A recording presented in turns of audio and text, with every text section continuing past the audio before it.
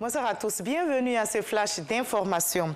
Le président de la République, Alassane Ouattara, en visite en France, sera reçu aujourd'hui au palais de l'Élysée par son homologue français Emmanuel Macron. Des échanges autour d'un dîner en tête-à-tête.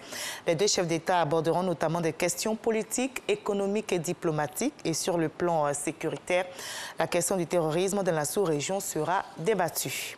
Cette rencontre entre les deux chefs d'État intervient au moment où les Ivoiriens s'apprêtent ici en Côte d'Ivoire à élire leurs représentants au Parlement. Le scrutin est prévu le 6 mars prochain.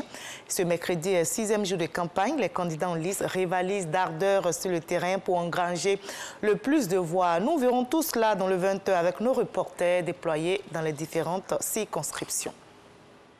Le procureur de la République Ado Richard Christophe et le général du corps d'armée Alexandre Apalo Touré ont procédé à la destruction de plus de 1000 kg de cocaïne d'une valeur de 25 milliards de francs CFA.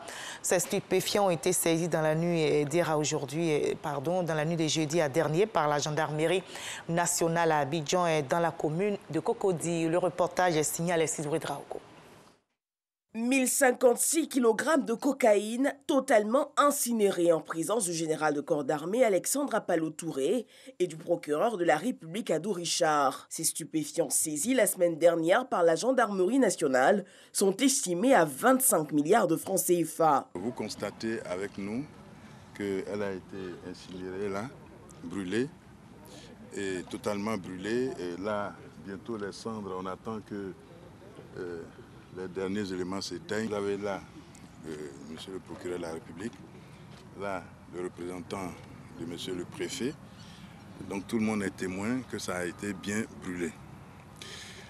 Nous voudrions tout simplement, avec désolation, dire que à ce stade de l'enquête, seules les 2 personnes qui ont été arrêtées, chez lesquelles la drogue a été saisie, sont pour le moment coupables.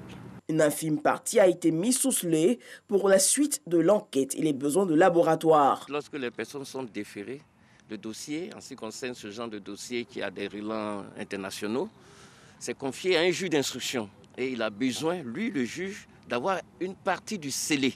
On ne pouvait pas tout détruire. Également, pour les besoins aussi de laboratoire, on a conservé une partie. Et pour les besoins de la brigade cynophile, parce que sachez bien que c'est les chiens renifleurs qui permettent aussi, à travers, n'est-ce pas, l'entraînement qui leur est effectué avec la drogue, de pouvoir déceler les colis qui sont, dans lesquels il y a de la drogue.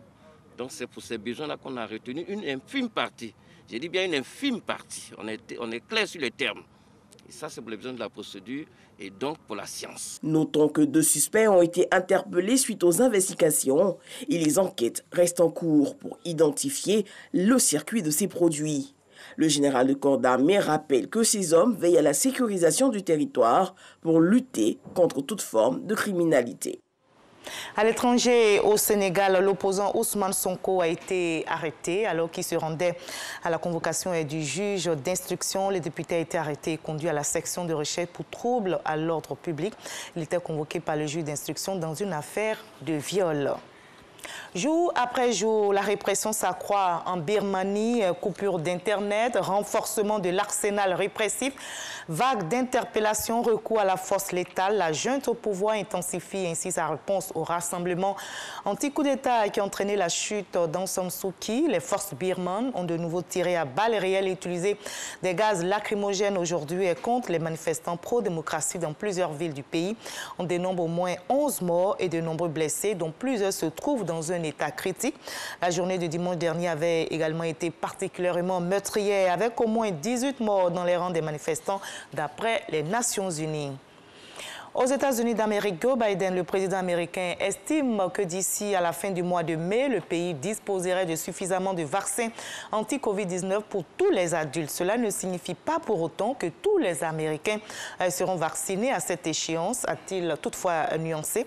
Pendant ce temps-là, au Texas, le gouverneur républicain a annoncé la fin du port du masque obligatoire et la réouverture totale des commerces. Fin de ce Flash Info et merci de nous avoir suivis. Je vous retrouve avec grand plaisir à 20h pour le journal qui sera dominé bien sûr par la campagne pour les législatives. Mais après ce Flash, suivez l'info régionale pour avoir toutes les nouvelles de nos régions ici en Côte d'Ivoire. À tout à l'heure.